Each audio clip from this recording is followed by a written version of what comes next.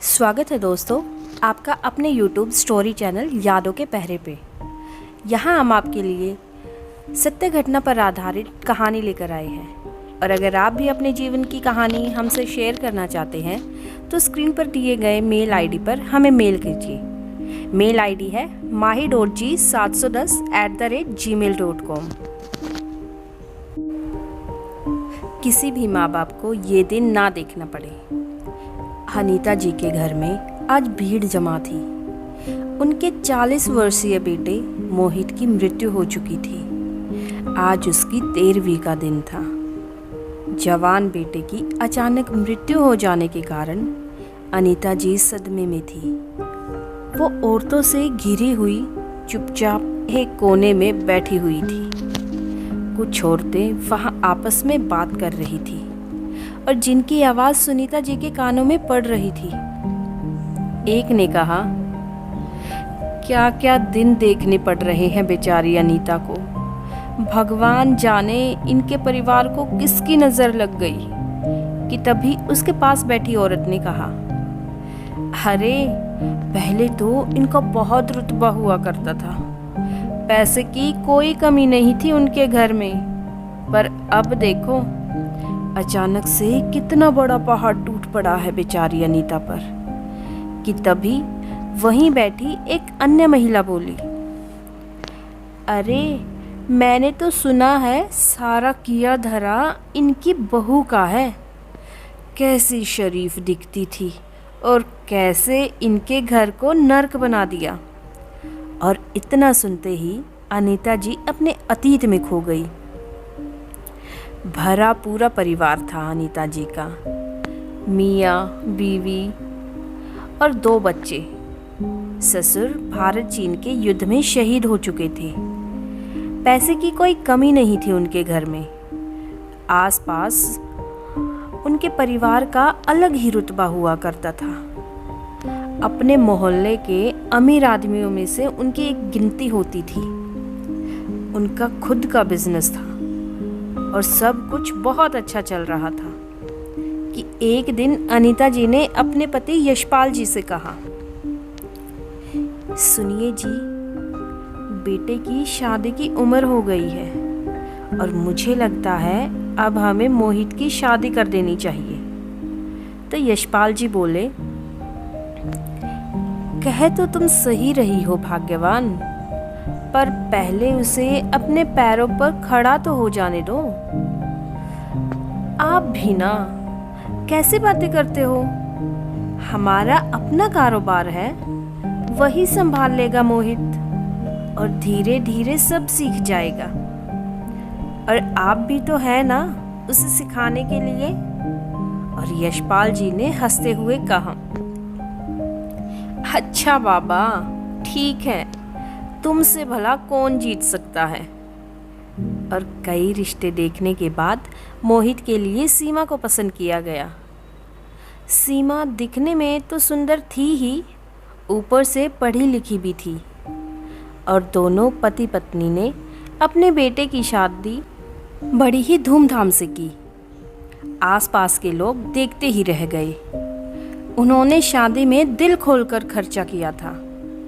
अब शादी होकर सीमा घर आई तो सबने उसे देखकर बहू की बहुत तारीफ की और आस पड़ोस में सीमा के व्यवहार की चर्चा होने लगी। 1-2 महिलाएं आपस में खड़े होकर बातें कर रही थी।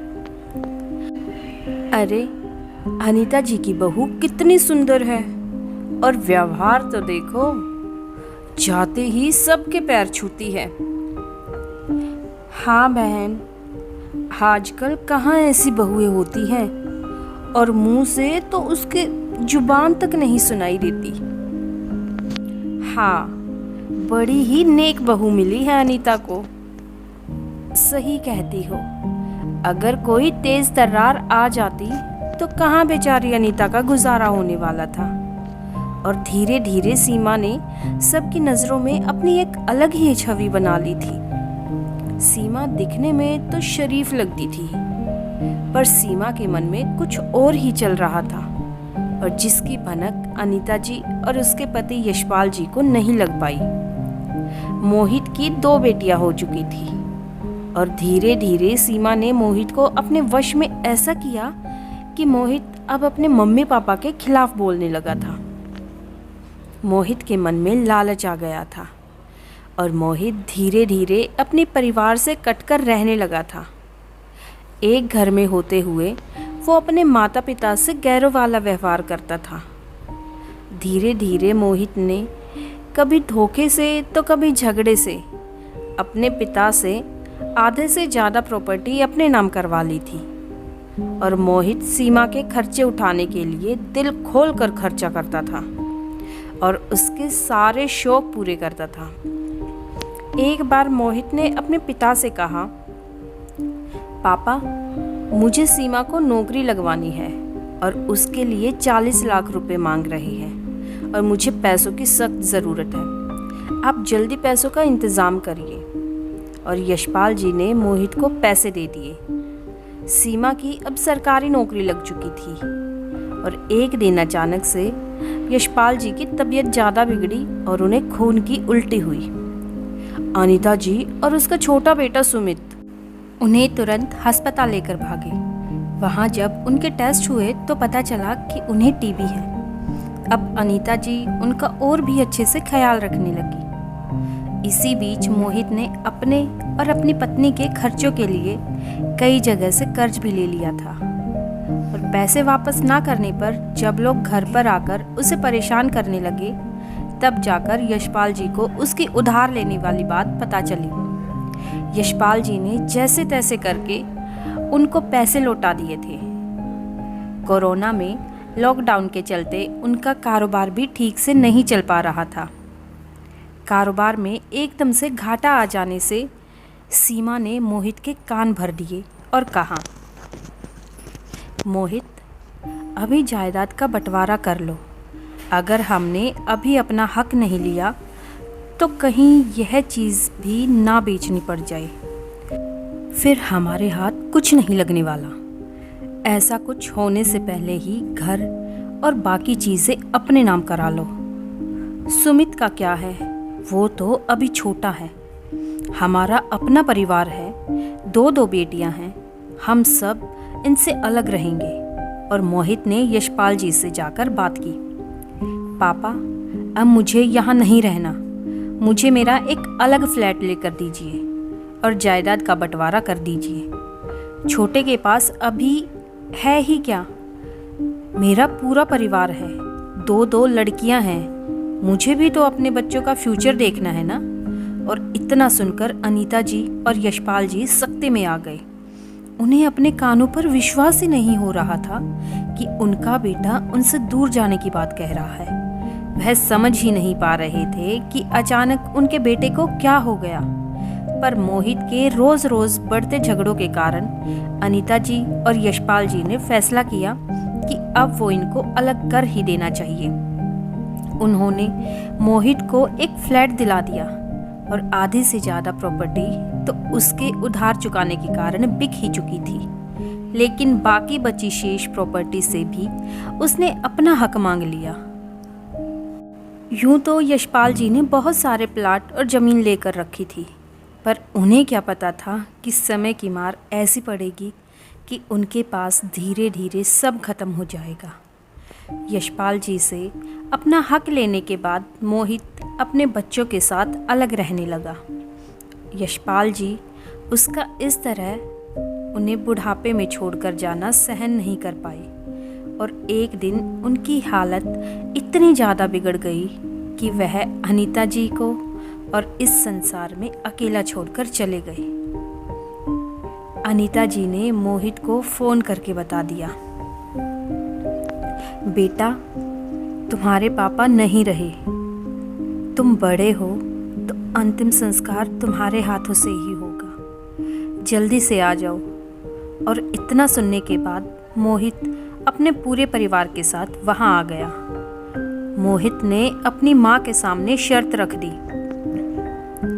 माँ, मैं साफ कह देता हूँ, मैं पापा को मुखाग्नि तभी दूंगा जब आप ये घर मेरे नाम कर देंगे। पर बेटा, अगर यह घर भी मैंने तुम्हारे नाम कर दिया तो सुमित का क्या होगा? वह तुमसे कितना छोटा है, अभी तो उसकी पढ़ाई चल रही है। वह सब मैं नहीं जानता, मुझे इस घर में हिस्सा चाहिए। और हालात यह हो गए कि उधर पिता की लाश आंगन में पड़ी हुई थी और बेटा उस समय भी अपने घर में अपना हिस्सा लेने के लिए झगड़ रहा था।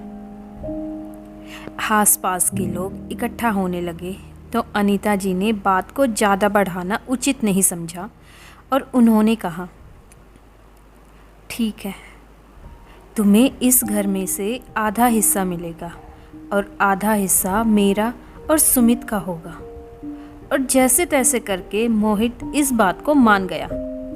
फिर अंतिम संस्कार कराकर मोहित ने घर के कागजात तैयार करवाए और अनीता जी ने लोक लाज के कारण पिता की मौत पर तांडव कर रहे बेटे को आधा घर सौंप दिया।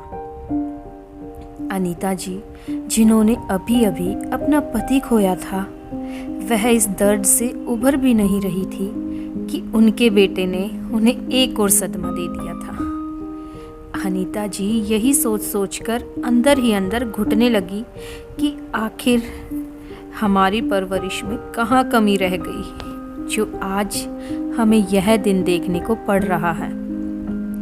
पर कहते हैं ना कि होनी को कोई नहीं टाल सकता, जो होना होता है वो होकर ही रहता है।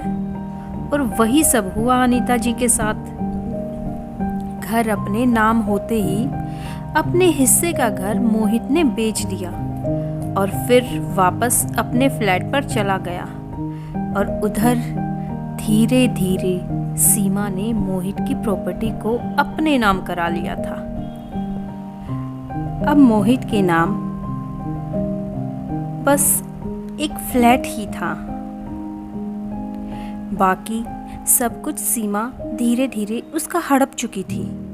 सीमा की नौकरी लग चुकी थी और धीरे धीरे सीमा का व्यवहार बदलने लगा। और एक दिन सीमा और मोहित के बीच का झगड़ा इतना बढ़ गया कि सीमा अपनी दोनों बेटियों को लेकर मोहित से अलग रहने लगी। बेटे ने माँ बाप के साथ जैसा किया था वैसा ही सब अब उसके साथ हो रहा था और सीमा उसे उसकी बेटियों से बात तक नहीं करने देती थी। मिलना तो बहुत दूर की बात है। मोहित अब बिल्कुल अकेला पड़ चुका था। उसकी बेटी इतनी भी छोटी नहीं थी कि कुछ ना समझ सके। एक बेटी तनीषा 15 वर्ष की और दूसरी बेटी आराध्या 12 वर्ष की थी, लेकिन वह अपने पिता से मिलना तो दूर उसे देखना तक पसंद नहीं करती थी। और धीरे धीरे मोहित डिप्रेशन में जाने लगा।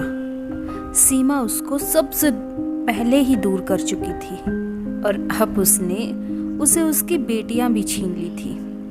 मोहित को अब अपने किए पर पछतावा होने लगा।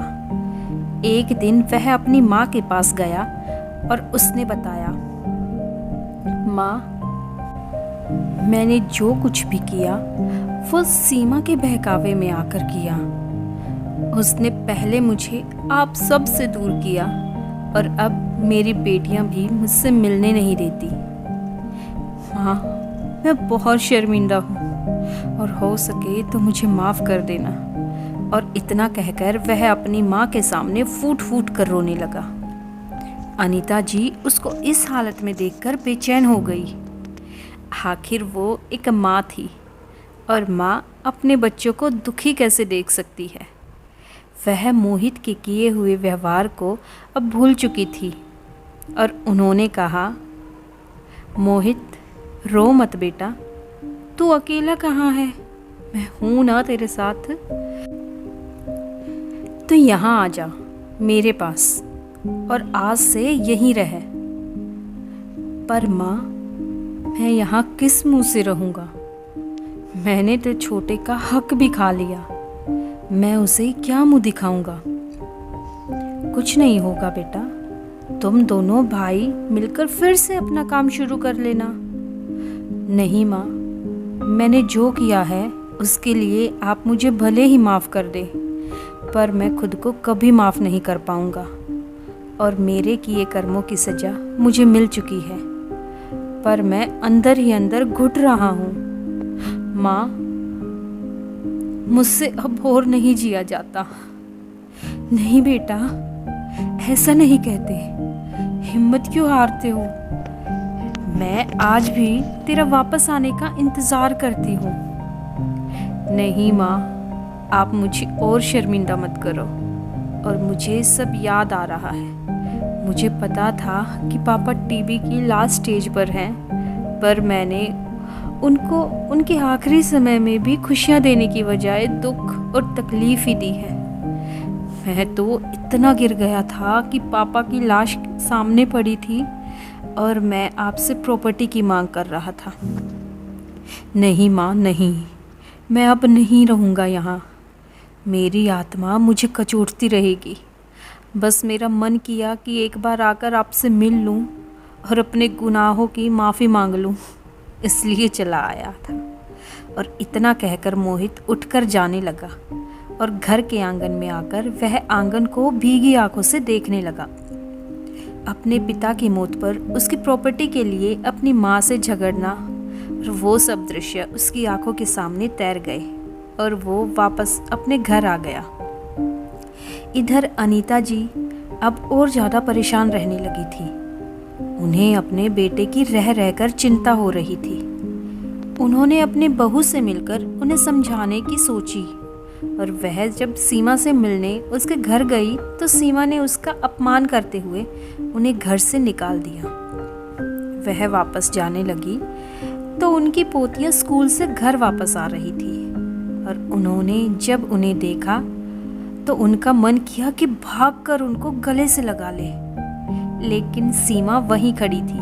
और फिर अनीता जी ने बच्चों की ड्रेस से उनके स्कूल का नाम पता कर लिया था और अगले दिन अनीता जी छुट्टी के समय अपनी पोतियों से मिलने स्कूल पहुंच गई थी। जैसे ही वह बाहर निकली, अनीता जी उनको गले से लगाने के लिए दौड़ पड़ी, लेकिन उनकी पोतियां अपनी माँ की ही कार्बन कॉपी थी। अपनी दादी के गले लगना तो बहुत दूर की बात है, उन्होंने तो अपनी दादी से बात तक नहीं की। और अनीता जी अपनी पोतियों की बेरुखी देखकर अंदर तक टूट गई थी और निराशा भरे कदमों से वापस अपने घर आ गई। कुछ दिनों बाद मोहित की बड़ी बेटी तनीषा का जन्मदिन था और मोहित ने उसे फ़ोन करके विश किया। Happy birthday my princess. बेटा, आज तो आपका जन्मदिन है, क्या चाहिए आपको? पापा, फ़ोन और स्कूटी। ओके मेरी गुड़िया रानी, जल्दी ही ये सब चीज़ तुम्हारे पास में होगी। और सुनाओ बेटा, पापा की याद आती है? अच्छा पापा, मेरा एक फ़ोन आ रहा है, अभी मैं रखती हूँ। और मोहित के मन में एक उम्मीद बंधी। मोहित ने सोचा शायद उसकी बेटियाँ अब उसको पसंद करने लगी है। वह अपनी बेटियों के लिए महंगे महंगे गिफ्ट लेकर उनके पास पहुँचा। बड़ी बेटी तनीषा अपने गिफ्ट लेकर अपने कमरे में घुस गई। उसने कुछ देर बैठकर अपने पापा से बात तक नहीं की और छोटी बेटी आराध्या तो मुंह फेर कर ही चली गई। सीमा सीधे मुंह बात करना तो बहुत दूर की बात है, उल्टा उससे झगड़ने लगी। अपनी बच्चियों की बेरुखी मोहित बर्दाश्त ही नहीं कर पाया। वह वहां से उठकर आ गया। 4 दिन बीत चुके थे, लेकिन मोहित का किसी को कोई अता पता नहीं था। 4 दिन तक मोहित को किसी ने देखा तक नहीं। कुछ लोगों को उसके घर से जब बदबू आई तो लोगों ने पुलिस को खबर कर दी। पुलिस ने मौके पर पहुंचकर देखा तो मोहित की लाश 4 दिन से पंखे पर लटकी हुई थी और मोहित अपने माता पिता के साथ बुरा व्यवहार करने की वजह से खुद को माफ़ ही नहीं कर पाया था। और अब उसके साथ जो कुछ हो रहा था उसका दोषी वो खुद को ही मानता था और इसी पछतावे के चलते उसने आत्महत्या कर ली थी। उसने इन सब परेशानियों से छुटकारा पाने के लिए पंखे से झूल जाना ही सही समझा। अपने माँ बाप से दूर होने के बाद उसकी दुर्दशा ऐसी हो गई थी कि अब 4 दिन से उसकी लाश लटक रही थी और उसको संभालने वाला कोई नहीं था। उसकी लाश सड़ने लगी थी और गंध इतनी तेज थी कि लोगों का अंदर घुसना मुश्किल हो रहा था। जब पुलिस ने मोहित की पत्नी को फ़ोन करके उसकी मौत के बारे में बताया तो उसने पुलिस को साफ साफ कह दिया, मेरा उस आदमी से कोई रिश्ता नहीं है, ना ही मैं वहाँ आने वाली हूँ और ना ही मैं अपनी बच्चियों को भेजूंगी। आपको जो उस लाश के साथ करना है आप करिए और आइंदा मुझे इस बारे में परेशान करने की कोई ज़रूरत नहीं है। और इतना कहकर सीमा ने फ़ोन काट दिया। फिर मोहित की माँ को खबर कर दी। अनीता जी को लगा कि जैसे उसके शरीर से किसी ने प्राण खींच लिए हो। आखिर वो अपने छोटे बेटे के साथ मोहित की लाश को लेने पहुंचे और विधिवत उसका अंतिम संस्कार उसके छोटे भाई ने कर दिया। अनीता जी जैसे ही अपने अतीत की यादों से बाहर आई, उनका छोटा बेटा सुमित उसके पास बैठा था और सुमित ने कहा, माँ, आपने कितने दिनों से खाना नहीं खाया है, प्लीज़ आप खाना खा लीजिए। और अनीता जी ने सुमित की ओर देखते हुए बोला, बेटा, जिसका जवान बेटा इस तरह से चला गया हो, क्या उस माँ के गले से निवाला उतर सकता है? माँ, आपको हिम्मत रखनी होगी, अभी आपको मेरे लिए जीना होगा। और अनीता जी ने अपने पति और अपने बेटे को खोने के बाद वो जिंदा लाश बनकर रह गई थी। उनका दर्द तो वो ही जान सकता है जिसने कभी किसी अपने को खोया हो। पर सवाल यह उठता है कि आखिर हमारे समाज में ऐसी घटनाएं क्यों होती हैं? क्यों एक बेटा शादी के बाद इतना बदल जाता है कि उसको अपने ही माँ बाप दुश्मन नजर आने लगते हैं? क्यों एक लड़की अपने ससुराल को अपना परिवार मानकर उसे संजोए नहीं रहती? जमीन जायदाद ये सब रिश्तों से बढ़कर हो गया, जिसके लिए लोग अपनों से ही लड़ाई झगड़े धोखा करते हैं, यहाँ तक कि हत्याएं भी हो जाती हैं। जहाँ श्री राम भगवान ने अपने पिता के वचन का मान रखने के लिए सारा राजपाट त्याग दिया था और वनवास चले गए थे, आज उसी भारत के लोग जमीन जायदाद को लेकर अपनों से ही लड़ रहे हैं। समाज को सही दिशा दिखाने के लिए हम सबको अपने आप को बदलने की ज़रूरत है। माता पिता तो भगवान का दूसरा रूप होते हैं, उनको दुख पहुंचाने के बारे में सोचिए भी मत, वरना आपके माता पिता आपको भले ही माफ़ कर दे, पर वो भगवान कभी आपको माफ़ नहीं कर पाएगा। यह एक सच्ची घटना है जो आप में से ही किसी ने अपनी ज़िंदगी की सच्ची घटना हमारे साथ शेयर की है। पर पहचान की गोपनीयता रखने के लिए पात्र के नाम बदल दिए गए हैं। अगर आप भी अपने जीवन की कहानी हमारे साथ शेयर करना चाहते हैं तो नीचे डिस्क्रिप्शन बॉक्स में दिए गए ईमेल आईडी पे हमें मेल कीजिए। सो फ्रेंड, अगर आपको ये कहानी पसंद आई हो तो वीडियो को लाइक, शेयर और कमेंट ज़रूर कीजिए। और अगर आपने अभी तक चैनल को सब्सक्राइब नहीं किया है तो चैनल को सब्सक्राइब ज़रूर कीजिए। Thanks for watching.